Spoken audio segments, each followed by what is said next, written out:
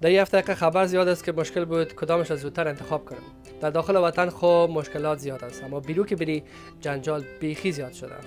نیم روسیه زیر برف 4 منزله پات شده و مردم در بین برفا تونل میکشن که موترای خود پیدا کنن. حتما ویدیوهایشون رو دیدین. چند روز پیش مردم میگفت که در افغانستان برف نشده و خوشسالی آمده ای از او است. حالا یک دفعه یک طوفان برف آمد که مردم ایران از کجا خود گرم کنن. خب خوش آمدین به برنامه دوم دی افغانان و میریم طرف خبرها.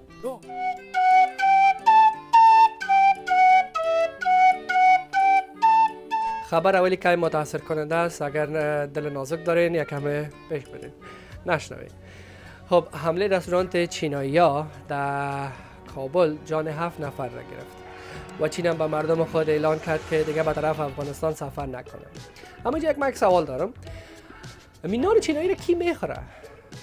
خب در شهر نو بود، درست است، مثل سابق وارد خارجی هم زیاد نیست که در اون رستوران ها بره. چند سال پیش خوب بود، چند سال پیش مساج خانه داشتن چینایی‌ها، اینقدر زیاد بود نیم کابل هم مشتری از او شده بودن. او را بسته شد، کل از پس رایی کردن، اما نان از یاره کی میخوره؟ در اوجه کی بود که در اوجه حمله صورت گرفت؟ خب موضوع دوم هم جنگ جانی دشمن افغانا و نیروهای تاجیکی بود. نمی هفته مقامات تاجیکستان و ولایت بدخشان گفتند که 4 نفر قاچاقبر مواد مخدر در زمان عبور از مرز شناسایی شدند. گپ در جنگ و جدال رسید. 4 تا قاچاقبر از طرف نیروهای تاجیکی به گفته گیم پابجی الیمینیت شدند. خب خبر سیومی هم از کرکت است. تیم کرکت افغانستان و وست اندیز جریان داره و با گفته هم اگر بگوییم تیم افغانستان تیم وست اندیز غار کرد. در دو مسابقه اول در 38 رنز و 39 رنز هر دو مسابقه را بردن. اگر شما خبر ندارین اطلاع است که 3 بازی انجام میشه بین افغانستان و وست اندیز قرار بود انجام شد. هر کسی که 3 بازی را برد و همه سریز برنده میشه و طرف مسابقات جهانی T20 پیش میرن. خب در این مسابقه اول، مسابقه دوم مردوش افغانستان برد، مسابقه سوم روز سه شنبه وست اندیز برد. اما چی فایده؟ کسی میشه بره به وست اندیز بگه که برین یکم مطالعه افغانی رو یاد بگیرین. بعد از رفتن با 4 زانو ششتن چی فایده؟ هیچ فایده ای نداره. خب بریم طرف جنجالای خارجی. یک جنجال زیاد بود.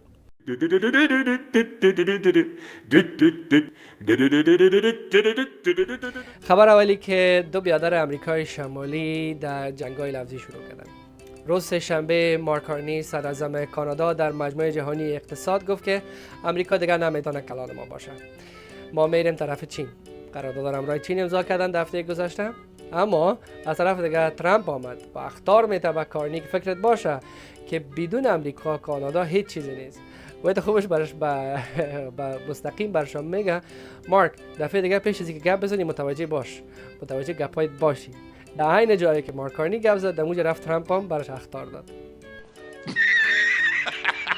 کانادا مال شروع کرده که آمادگی میگیرند با یک جنگ احتمالی با امریکا. و جالب از کل چیزی است که کانادا میگه ما جنگای چریکی افغان ها که بر علیه روسیه کردن در دهه 80 دوره میگیریم. چی میگیریم؟ کاپی پیست میکنیم. کسی هست به مارک کارنی بگوید که در افغانستان کوه است، در کوه ها مجاهدین میرفتن روزها را بدون نان او در اوج جنگ میکردن. اما این چپسک های کانادایی کی میتونن بدون ردبول 1 ساعت هم اگه بگی ولی اگه جنگ کردن بتونن کرد امریکا. خب خیر، یک کشور از پلانهای خود دارن میخواین بگیرن دل خودشان. اما یک کار دیگه که هیچ نه ردبول کار داره نه کدام انرژی و دیگه چیز کار داره، میفهمین چی است؟ این بغلکا می جای ببینین یک انت یک علامه است، انت او رو لایک میگن. او رو لایک کنین که این ویدیو یک جای بر دیگه مردمان برسه. خب تشکر از اینکه لایک کردین. کسایی که لایک میکنن بریم سر موضوع بعدی. دمی مجموعه جهانی اقتصاد ترامپ یک گروه نو جور کرده به نام هیئت صلح.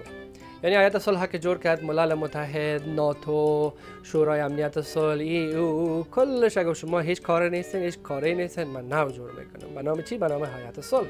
بعد از اینکه جور کرد با کشورهای زیاد دعوتنامه رایی کرد که بیاین 1 میلیارد دلار بدین، کل ما یک جای میشیم میریم به صلح جهانی. در هر جایی که جنگ باشه بین دو کشور ما میریم صلح میکنیم. لیکن اگه میخواین عضویت بگیرین 1 میلیارد دلار بدین در اینجا عضویت بگیرین.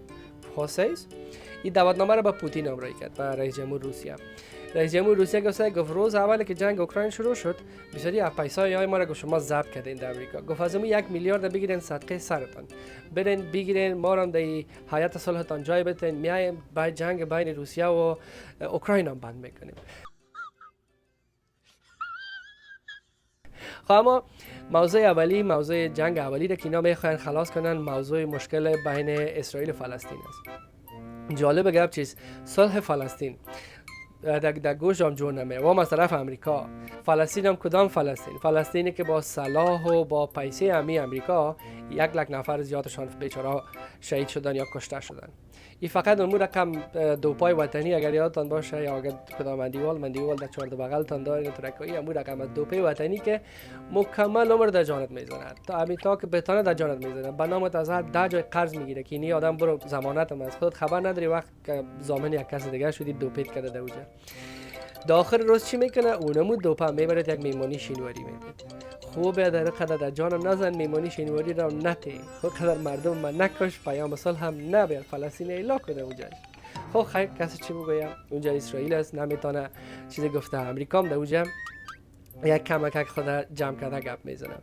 خب بریم بعد از این طرف ویدیوهای وایرال هفته.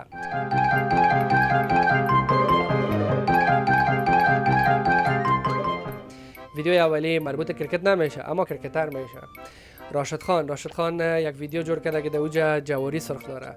یک ترند نو ایندی جور شده، کلی کسا میرن ویدیو جور میکنن جواری سرخ کرده رسون. در بک‌گراند هم باز میوزیک سنده سیاحت از فیلم باردر 2 است. به خاطر عزیز که میخواین این فیلم مارکت کنن که مردم برسای کنه، راشد خان هم یک ویدیو جور کرد تو در هند و در پاکستان و در افغانستان در 3 جای وایرال رفته بود.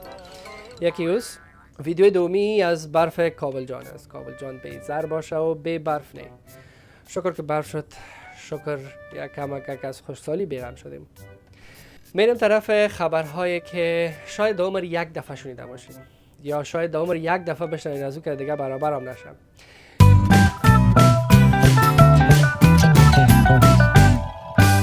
بریم سر ویدیو اولی. ویدیوی امو برف روسیه است. در شهر کامچاتکا شده بود. اینقدر برف بارید در اونجا، اینقدر برف بارید که مردم از منزل 5 تا پایان یخمالک زده میبرن. از کلکین خود مبره در یخمالک میشینه غر پایان میرسه. اینقدر وضعیت برف خراب بود. میگن که 100 سال پیش قدر برف شده بود. هر قدر بود بسیار زیاد بود، خیلی خطرناک بود. یکی خبر دوم باز هم وطنی است، بسیار جالب است. کسایی که صاحب خانه هستند، یعنی قواله دارن یا خانه دارن در افغانستان، کلتان یک تکان داده بود، کم بود یک تکان بده. در سوشل میدیا خبر برآمد که یک کس، یک دستفروش است، خبرها را ورقا را گرفته به کیلو فروخته رئیس. ورقا را که واز میگیرن سعی میکنن که لیست قوالای دولتی است. تمام خانه‌های دولتی کی در کجا خانه داره، در نمره خانهش چیه، چطور، تمامی گپا پیش نفر کبار رسیده بود و به کیلو مفروخت. Oh my god! Wow! خصوصی که در مقامات خبر کردن، مقامات رفت ورقه گرفت دوباره پس پیش دولت برد. اما فکر کنین که اگر دولت خبر نمیشد چی؟ رفته بود و مردمایی که خانه داشتن، خانه کل از خانه هزار کل از خانگک میساخت. ویدیوی آخری هم از یک زن امریکایی است که به دل خودش پری دریایی است. همسایه‌اش دستش که به عذاب آمده بودن که به پلیس زنگ زدن، گفتن بیای پری دریایی را ببرین به زندان.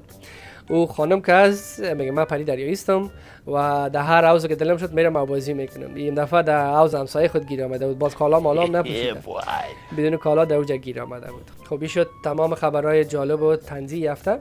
اگه خوشتون آمد بازم لایک کنین، سابسکرایب کنین، با دوستایتان شریک بسازین که داخل روز اگر شب یگان ردبول به دست بیارین. اوکی، تشکر، وقت خوش.